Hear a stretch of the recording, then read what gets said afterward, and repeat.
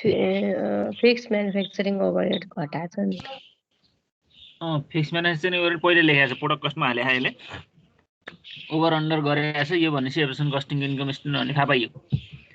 क्वेसनले हामीलाई normal capacity कति हो निकाल भन्छ, भेरिएबल कस्टिङबाट इन्कम स्टेटमेन्ट बनाऊ भन्छ। अनि यहाँ marginal costing income statement provides relevant information for managerial planning comment भन्छ है। अब यो मार्जिनल कस्टिङ इन्कम स्टेटमेन्टले रिलेभेन्ट इन्फर्मेसन म्यानेजरलाई प्रोभाइड गर्छ प्लानिङको लागि हो कि होइन भन्छ। अब पहिलो कुरा हामीले जान्न पर्यो, यहाँ प्रोडक्सन युनिट पनि छैन, नर्मल क्यापासिटी छैन, ओपनिङ क्लोजिङ स्टक युनिटमा छैन। यो कुरा फाइन्ड आउट गरेपछि बल्ल हामीले भेरिएबल कस्टिङबाट इन्कम स्टेटमेन्ट गर्न सजिलो हुन्छ। पहिलो कुरा सेल्स युनिट पत्ता लगाउनलाई यो 7,50,000 छैन, सेल्स रेभेन्यू यसलाई 30 ले भाग गर्नु त। 7,50,000 दिएकै छ हैन हो, दिया छ क्वेसनमा सेल्स रेभेन्यू 7,50,000 देख्नु भयो नि, देख्नु भएन?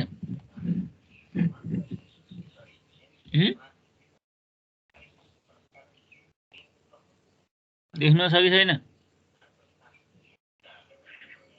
देखेछु सर। कति हुन्छ त अब सेल्स युनिट त्यसो भने? 25,000। 25,000 त्यो कुरा पत्ता लगाए समस्या भएन हैन? हजुर सर। अनि त्यसपछि हजुरको अब हामीलाई प्रोडक्सन युनिट चाहियो। प्रोडक्सन युनिट निकाल्नको लागि हेर यो डाइरेक्ट मेटेरियल अथवा डाइरेक्ट लेबर जुनलाई गर्ने हुन्छ, यो 1,35,000 ले 5 ले भाग गर्नु। 1,35,000 ले 5 ले भाग गर्नु। 27,000। 27,000 त्यो पनि थाहा भयो। अब हजुरलाई नर्मल क्यापासिटी चाहिएको हैन हो? नर्मल क्यापासिटी निकाल्यो भने नर्मल क्यापासिटी कहाँ निकाल्नुहुन्छ भन्नु त?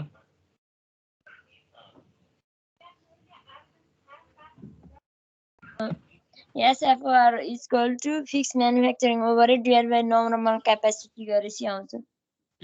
SFR कति छ यहाँ? SFR 2। अनि फिक्स म्यानुफ्याक्चरिङ कस्ट कति छ ल भन्नु? 50,000। 50,000 हेर्नु त, त्यहाँ माथि 54,000 दिएको छ मल्टिप्लाई गरेर, तल ओभर भयो 4,000 भनेर भनेपछि खास फिक्स म्यानुफ्याक्चरिङ कस्ट कति रहेछ? 50,000। 54,000 लेख्दा 4,000 बढी भयो भनेपछि ठ्याक्कै फिक्स कस्ट कति रहेछ? 50,000। भनेपछि त्यहाँ रेट 2 रुपैयाँ छ भनेपछि नर्मल क्यापासिटी कति आयो? 25,000 आयो। त्यो पनि थाहा भयो। ओपनिङ क्लोजिङ स्टक युनिट निकाल्नु। ओपनिङ स्टकमा 34,000 दिएको छ हो। ओपनिङ इन्भेन्ट्री 34,000 भनेर मूल्यमा दिएको छ, त्यसलाई युनिटमा लानु त। कति हुन्छ युनिटमा त? माथि रेट कति छ? 5 + 4 9 + 6 15 + 2 17 छ रेट है। 34,000 लाई 17 ले भाग गर्दा 2,000 आयो हो। अनि क्लोजिङ स्टकमा जानु त फेरि 68। 68,000 भागा 17 गर्नु पर्यो। 4,000। 4,000। 4,000 आयो। अब हामीलाई चाहिने यति सबै रिक्वायरमेन्टहरु हामीले निकालिसक्यौं। अब हामीले के को आधारमा इन्कम स्टेटमेन्ट गराउनु पर्यो?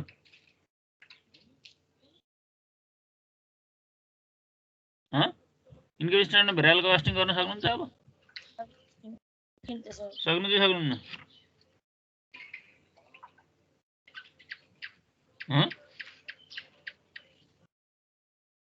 इन्कम स्टेटमेन्ट भेरिएबल कस्टिङ गर्न सक्नुहुन्छ?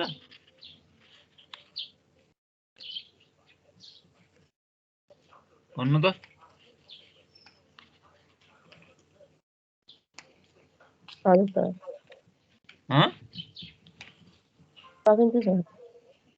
सकिन्छ? मैले गर्नु पर्छ? पर्दैन। ल रिक्वायरमेन्ट नेक्स्ट हेर्नुस्।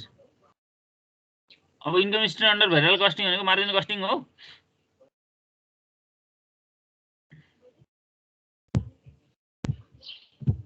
ल हेर्नुस् है, अब पोइन्ट नम्बर 3 मा हेर्नुस्।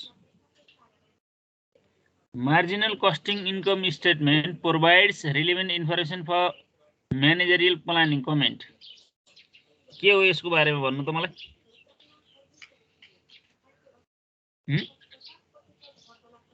के हो? Marginal costing income statement provides relevant information for managerial planning comment भन्छ। के हो कुरा?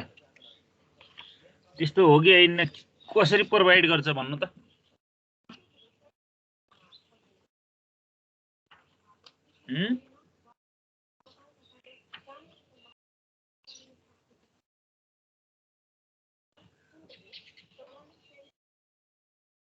भन्नु त।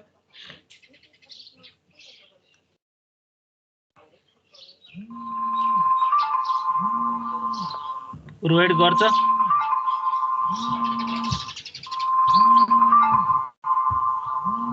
गर्दै गर्दैन?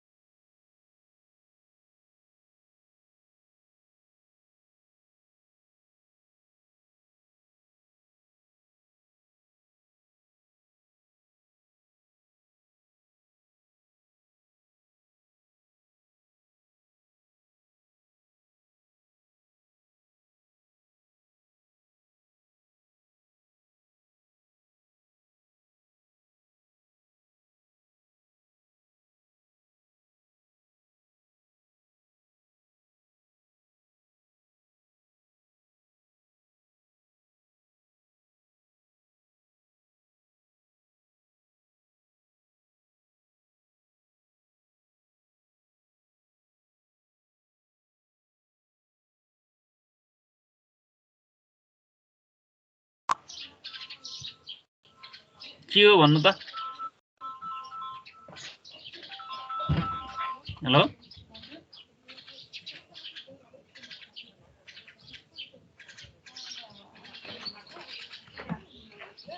Hello,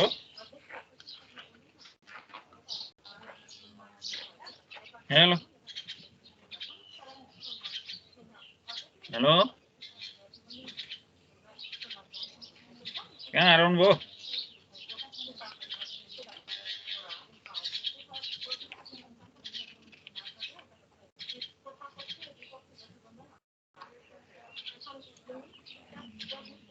hello, सुनिरहेछु sir. हेलो, के हो त्यो? त्यसको लजिक केही छ?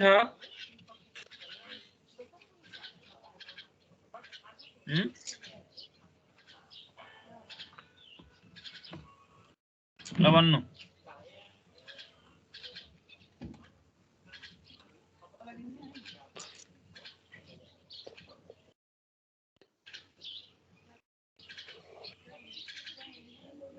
के छ ल भन्नु त?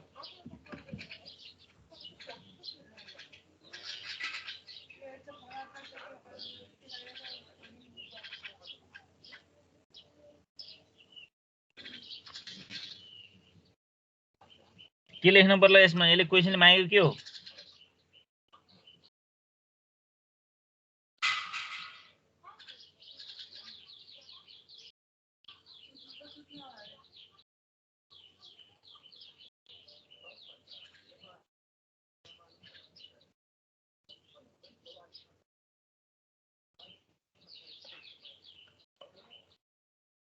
हेलो, मार्जिनल कस्टिङ किन सपोर्टफुल हुन्छ म्यानेजरलाई भनेको के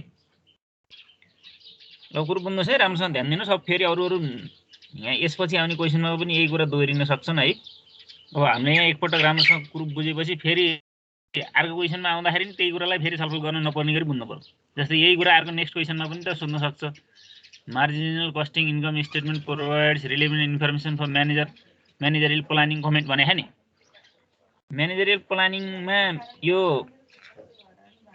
भेरिएबल कस्टिङ भन्न सक्छ किन मार्जिनल कस्टिङ युजफुल छ भन्ने कुराको सन्दर्भमा लेखौँ त मैले भन्ने हुन्छ लेख्नुहुन्छ हैन भन्ने हुन्छ सर हुन्छ सर हजुर लेखौँ है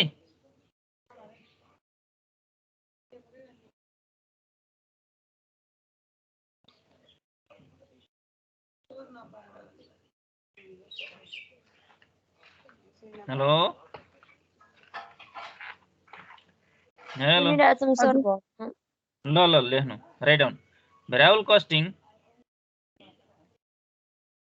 costing bracket with the marginal costing भनेर लेख्नु है त variable costing bracket with the marginal costing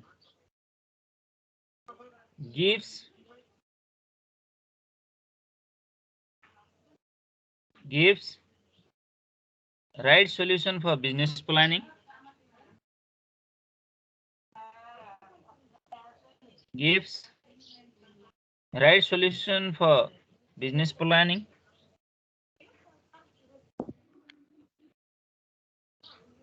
gives right solution for business planning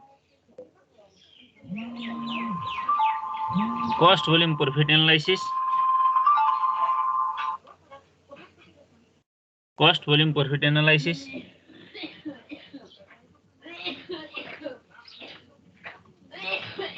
cost volume profit analysis and हजुर variable costing gives right solution for business planning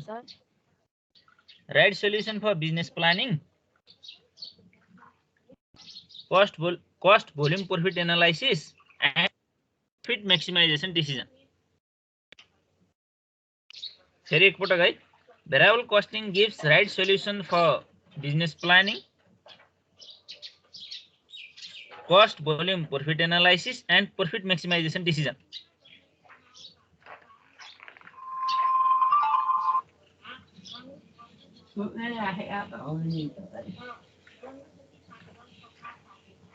cost volume profit analysis and profit maximization decision because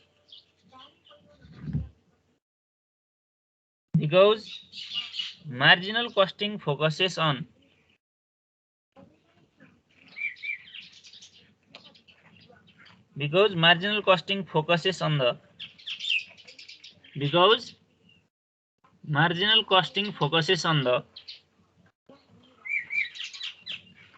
relationship of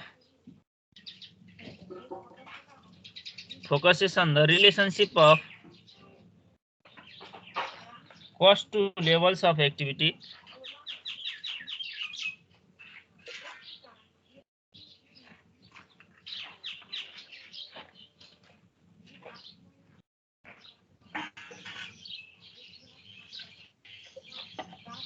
to levels of activity comma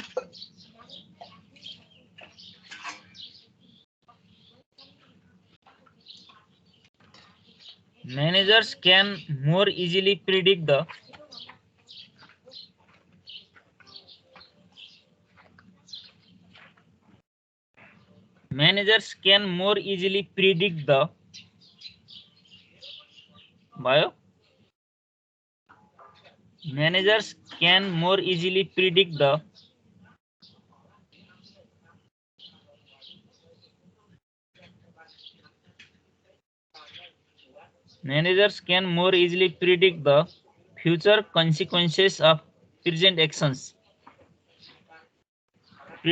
future consequences of present actions.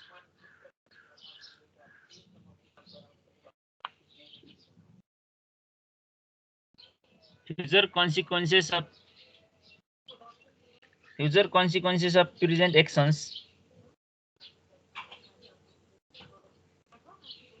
using variable costing information.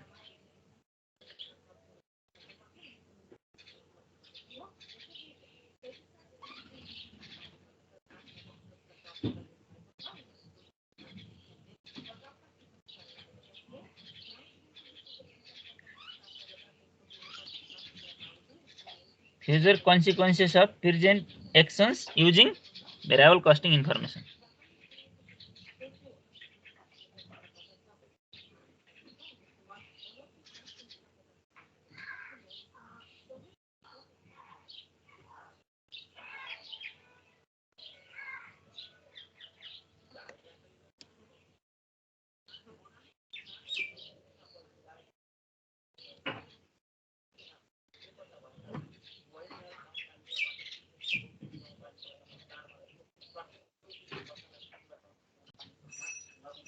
भयो?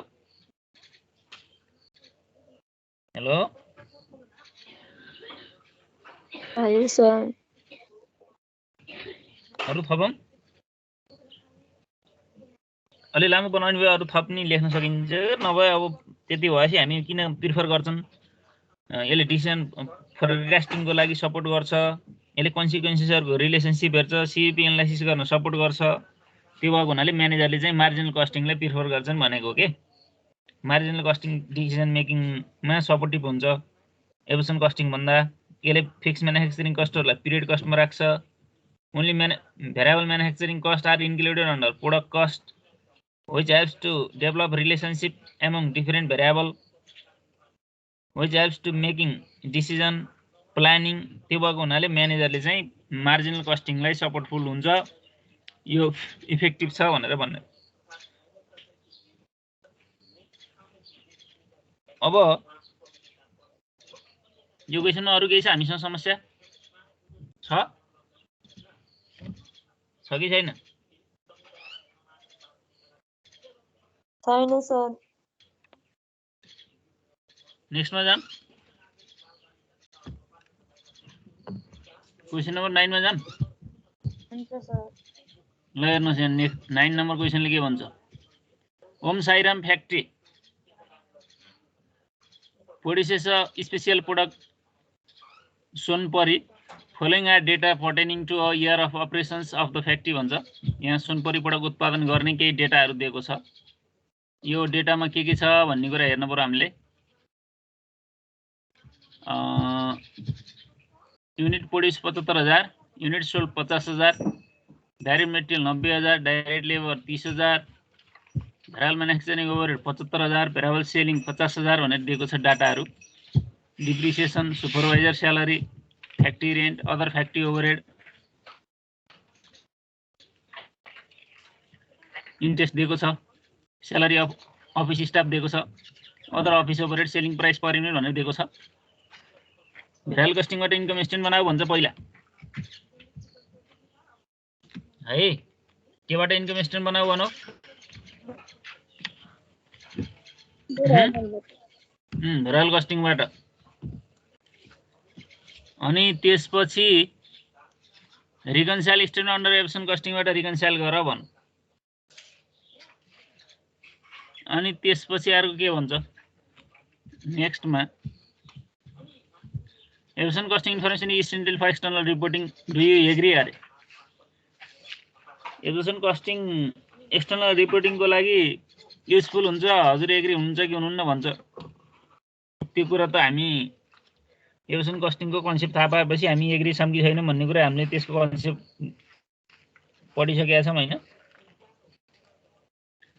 पहिलो कुरा माथिको income स्टेटमेन्टबाट variable costing income statement बनाउनु पर्यो। अनि यहाँ यो फिक्सकसहरु दिएका छन् नि, धेरै नामका दिएको छ। अब यहाँ depreciation, supervisor salary, factory rent, other factory overhead, interest, salary of office staff भनेर यी धेरै खालका फिक्स ओभरहेड दिएको छ। यी फिक्स ओभरहेडलाई एकुमुलेट गर्न पर्यो। कुन कुन फिक्स म्यानुफ्याक्चरिङ हुन्, कुन कुन नन म्यानुफ्याक्चरिङ हुन् भनेर चिन्न पर्यो पहिला, अनि बल्ल सहिलो हुन्छ। बुझ्नुभयो? यहाँ म्यानुफ्याक्चरिङ फिक्स कुन कुन होलान्? डिप्रिसिएसन म्यानुफ्याक्चरिङ फिक्स हो। सुपरभाइजर स्यालेरी म्यानुफ्याक्चरिङ हो, फ्याक्ट्री रेन्ट म्यानुफ्याक्चरिङ हो, अदर फ्याक्ट्री ओभरहेड भन्ने म्यानुफ्याक्चरिङ हो। यतिलाई फिक्स म्यानुफ्याक्चरिङ कस्ट भनेर चिन्न पर्यो कि त्यहाँ त नाम त देखेर फिक्स म्यानुफ्याक्चरिङ कस्ट भनेर त दिएको छैन। त्यो भएर म्यानुफ्याक्चरिङलाई पहिला कम्पाइल गर्नु पर्यो। के पर्यो अरे डिप्रिसिएसन पर्यो, सुपरभाइजर स्यालेरी पर्यो, अनि त्यस्तै गरी फ्याक्ट्री रेन्ट पर्यो, अदर फ्याक्ट्री ओभरहेड पर्यो। यी केमा पर्यो? म्यानुफ्याक्चरिङ फिक्स कस्टमा पर्यो। नन म्यानुफ्याक्चरिङ के पर्यो? नन म्यानुफ्याक्चरिङ फिक्स कस्टमा के पर्यो ल भन्नु? Interest, salary and office overhead. Other office overhead हो। पहिला हामीले इन्कम स्टेटमेन्ट बनाउनुभन्दा पहिला यी फिक्स ओभरहेडहरू म्यानुफ्याक्चर नन म्यानुफ्याक्चर छुट्याउनु पर्यो। अब गाह्रो हुन्न फेरि। अब यहाँ यत्तिकै हेर्दाखेरि हजुरलाई नसुनेका जस्तै कता राख्ने के गर्ने भन्ने कन्फ्युजन हुने जस्तो थियो। अब अरू त direct material, direct labour, variable manufacturing cost, variable manufacturing cost भयो, variable selling, non manufacturing cost भयो भेरिएबल। अनि हामीले फिक्समा पनि भेरिएबल फिक्स म्यानुफ्याक्चरिङ र नन म्यानुफ्याक्चरिङ छुट्यायौँ। सेलिङ प्राइस दिएको छ। अब युनिट पोड्यो र युनिट सोल्ड भएपछि हामीले यहाँ ओपनिङ क्लोजिङ निकाल्न सक्छौँ। 75,000 उत्पादन गरेर 50,000 बेच्यो भनेपछि सामान रह्यो कि बढी भयो? के भयो?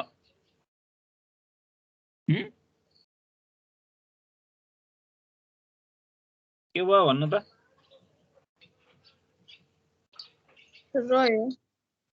रह्यो भनेपछि रहेका सामानलाई क्लोजिङ स्टक भन्छन्। हजुरले फेरि यहाँ उत्पादनभन्दा बढी बिक्री गरेको देख्नुभयो भने ओपनिङ स्टकबाट सामान आयो भन्न पर्थ्यो। त्यो अवस्था छैन। उत्पादन गरेकै सामान बिक्री भएका छैन। त्यो भएपछि यहाँ ओपनिङ स्टकको जानकारी नभएको हुनाले सम्भावना भएन। क्लोजिङ स्टकको सम्भावना भयो 25,000 युनिट। अब हामीलाई प्रोडक्सन थाहा छ, सेल्स थाहा छ, क्लोजिङ स्टक थाहा छ, भेरिएबल म्यानुफ्याक्चरिङ कस्ट थाहा छ, भेरिएबल नन म्यानुफ्याक्चरिङ कस्ट थाहा छ, फिक्स म्यानुफ्याक्चरिङ कस्ट थाहा छ, फिक्स नन म्यानुफ्याक्चरिङ कस्ट थाहा छ। अब यसका आधारमा हामीले भेरिएबल कस्टिङको इन्कम स्टेटमेन्ट बनाउन सकिन्छ। सकिएला? के हुन्छ ल भन्नु त? सकिन्छ सर। अब नेक्स्टमा 2 नम्बरले के भन्नु भने reconcile statement under absence costing भन्नु होइन? हो ओपनिङ स्टक के भन्नु पर्यो? हजुर हजुर ओपनिङ स्टक ए उत्पादन 75,000 गर्नुभएछ, 50,000 बिक्री गर्नुभएछ भनेपछि कति सामान अझै बिक्री भएको छैनन्? 25,000 बिक्री नभएकालाई क्लोजिङ स्टक भन्नु पर्यो है। हजुर। अब ओपनिङ स्टक त यहाँ उत्पादन बढी गरेर बिक्री कम गरेको छ, ओपनिङ स्टकको सूचना दिएको छैन। अब क्लोजिङ स्टक दिएको भने ओपनिङ स्टक निकाल्न सकिन्थ्यो। ओपनिङ नि नदिने, क्लोजिङ नि नदिने गरेर दुईटै एकैचोटि निकाल्न सकिन्न।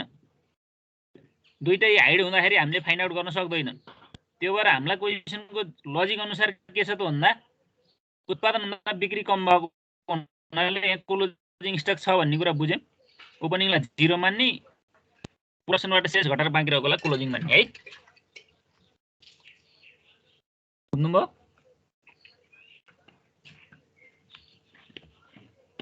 सकिन्छ होइन?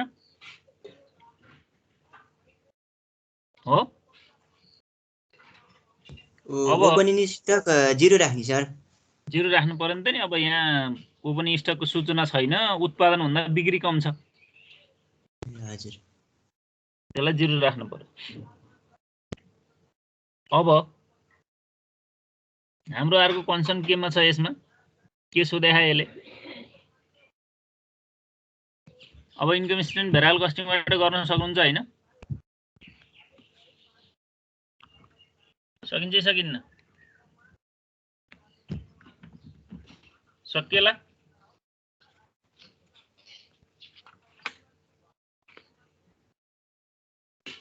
सकिन्छ?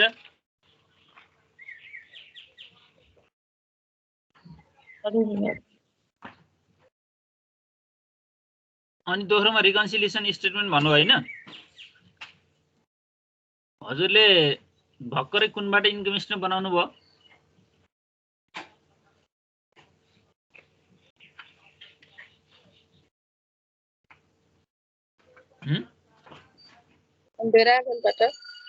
भेरिएबलबाट इन्कम स्टेटमेन्ट बनाएपछि हजुरलाई के एन्सर थाहा भयो?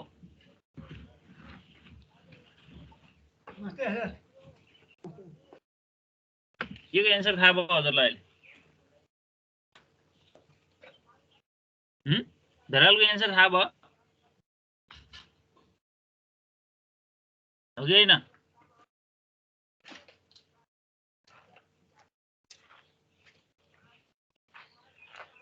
भेराल कस्टिङको थाहा भयो हो? हेलो, के को नाफा थाहा भयो हजुरलाई?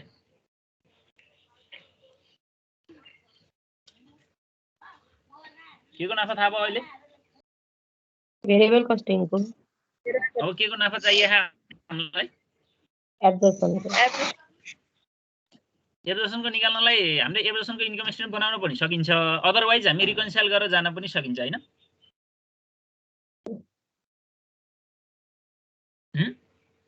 हजुर त्यो भएर हामीलाई यहाँ रिकन्साइल गर भनेपछि profit as per variable costing राख्न पर्यो हैन? हो, प्रॉफिट एज पर के राख्न पर्यो अरे हामीले? Variable costing. अनि add fixed manufacturing cost of closing stock गर्ने, less fixed manufacturing cost of opening stock गर्ने, त्यसपछि आउने नाफालाई प्रॉफिट एज पर के भन्ने अरे? एब्जर्प्सन कस्टिङ भन्ने। भनेपछि त्यो गर्न सकिन्छ, केही समस्या छैन हैन? सकिन्छ हो? सकिन्छ सर। अब त्यसो भने त्यो तल्लो थर्डले के भनेको छ? Absorption costing information is essential for external reporting. Do you agree भन्छ। एब्जर्प्सन कस्टिङ चाहिँ एक्सटर्नल रिपोर्टिङको लागि नभई नहुने हो, हामी यसमा सहमत हुने कि नहुने, के कारणले एक्सटर्नल रिपोर्टिङको लागि नभई नहुने भन्ने कुरा बुझ्नु पर्यो। ल यसो लजिक लाउनु त, के हो यसको लजिक?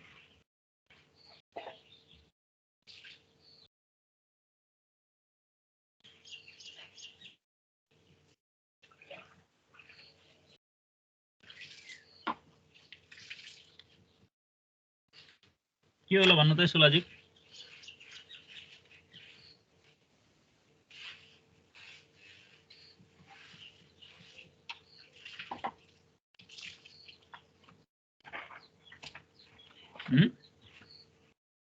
भन्नु त।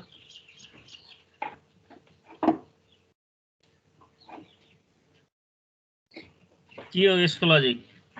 किन यो एक्सटर्नल रिपोर्टिङको लागि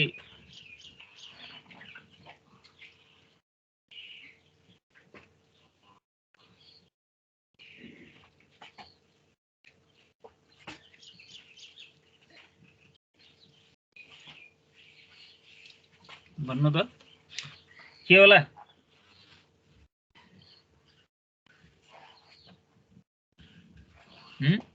किन एक्सटर्नल रिपोर्टिङले चाहिन्छ?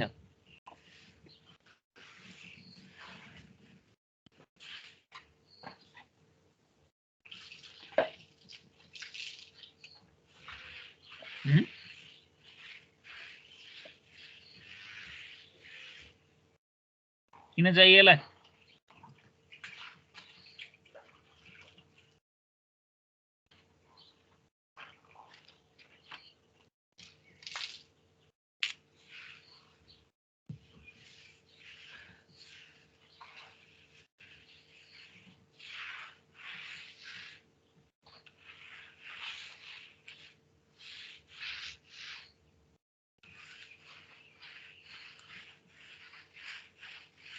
ल लेख्नु, एब्जर्प्सन कस्टिङ किन एक्सटर्नल रिपोर्टिङको लागि चाहिन्छ भन्ने कुराको बारेमा हामी एक दुईवटा लजिक दिन्छौँ।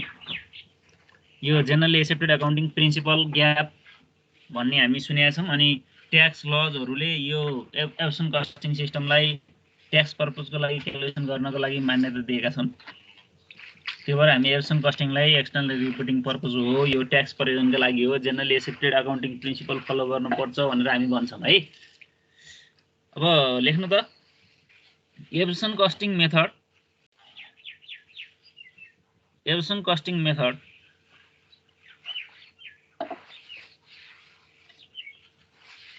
Absorption costing method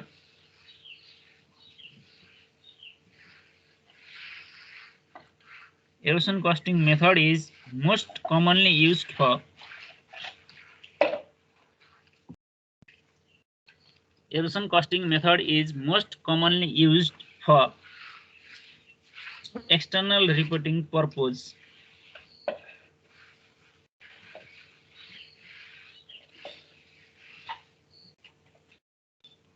external reporting purpose of accounting system. External reporting purpose of accounting system.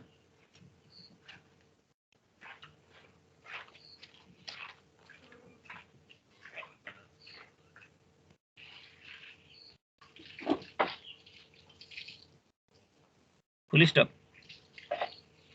External reporting purpose of accounting system. Full stop. Right? For the external reporting purpose. For the external reporting purpose.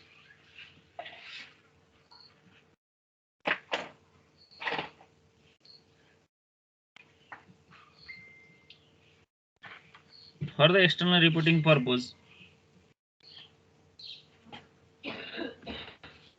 For the external reporting purpose, we need to follow generally accepted accounting principle GAAP. We need to follow GAAP भनेर लेखे पनि GAAP अब त्यसको full form भनेको generally accepted accounting principle है.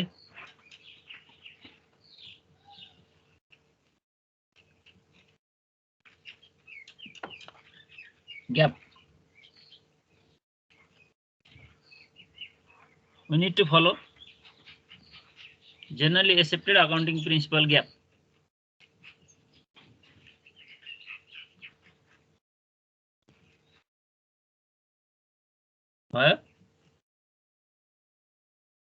We need to follow generally accepted accounting principle GAAP. भयो.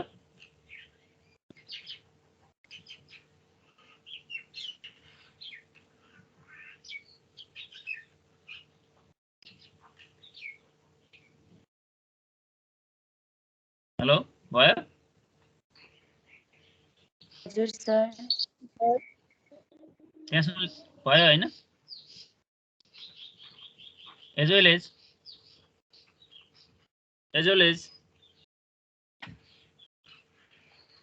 reporting to shareholder,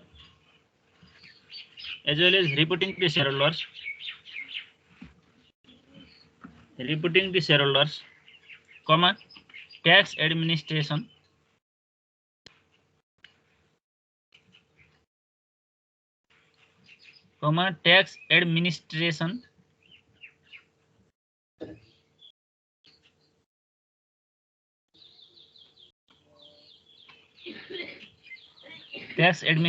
and other outsiders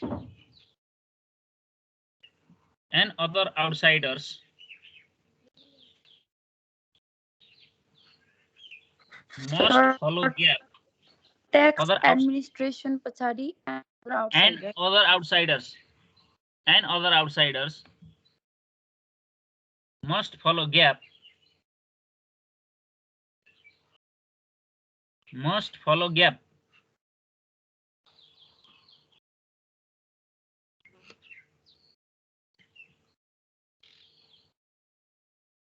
Must follow GAAP.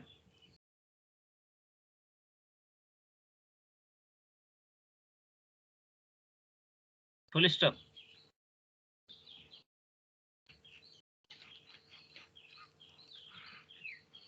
Tax laws require the full stop पछि लेख्नु त.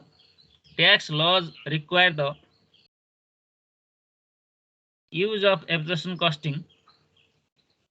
Tax laws require the use of absorption costing in reporting income for tax purpose.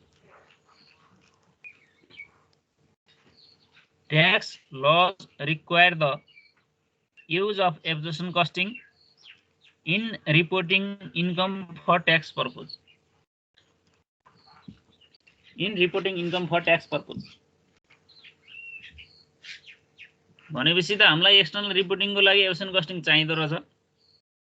यो generally accepted accounting principle follow गर्न पर्ने. त्यो गर्नलाई एब्सर्प्सन costing चाहिने. Tax तिर्नको लागि, शेयरहोल्डरलाई रिपोर्टिङ गर्नको लागि, अरु विविध प्रयोजनका लागि मान्यता प्राप्त विधि भनेको एब्सर्प्सन कस्टिङ हो. एब्सर्प्सन कस्टिङ भनेको लले भ्यालिड गरेको generally accepted accounting principle follow हुने मेकानिजम केमा रहेछ? एब्सन कस्टिङमा र त्यो भएर एब्सन कस्टिङ एक्सटर्नल रिपोर्टिङको लागि युजफुल छ भनेर भन्यो है।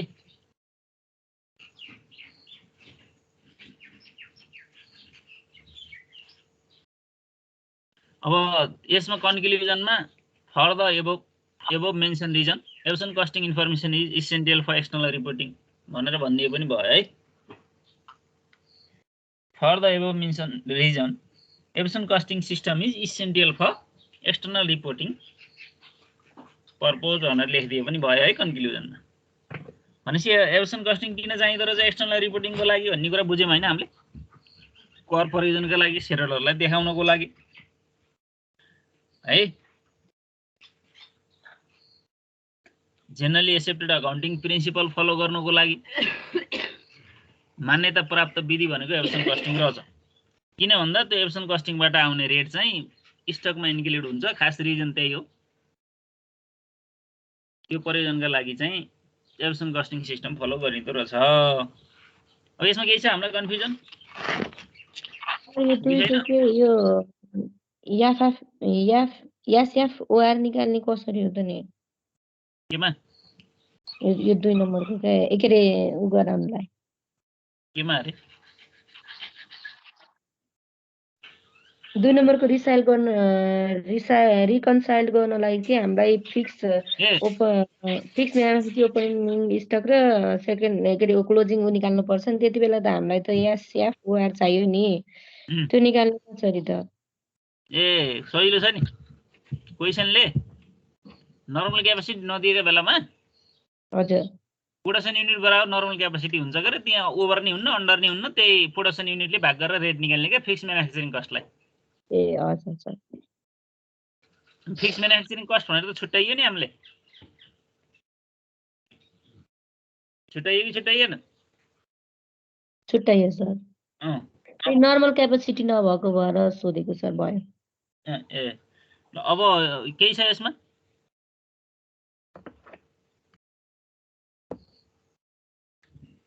ल यसै गरी अरू क्वेसन हेर्नु है। क्वेसन यस्तै यस्तै हुन्।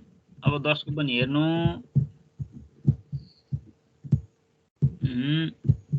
अनि कहाँ बुझिन त्यही त हेरौँ ल। हिसाब चाहिँ अलिक गर्नुपर्छ तीव्र गतिमा है त। बुझ्नुभयो?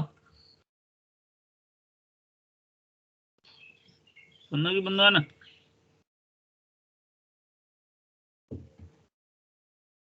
हेलो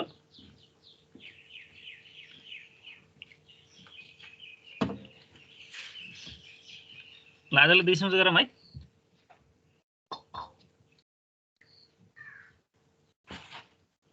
हेलो हुन्छ सर। हिसाब गर्नु है। भोलि आउँदाखेरि हिसाब अलि धेरै गरेर आउनु। Thank you sir.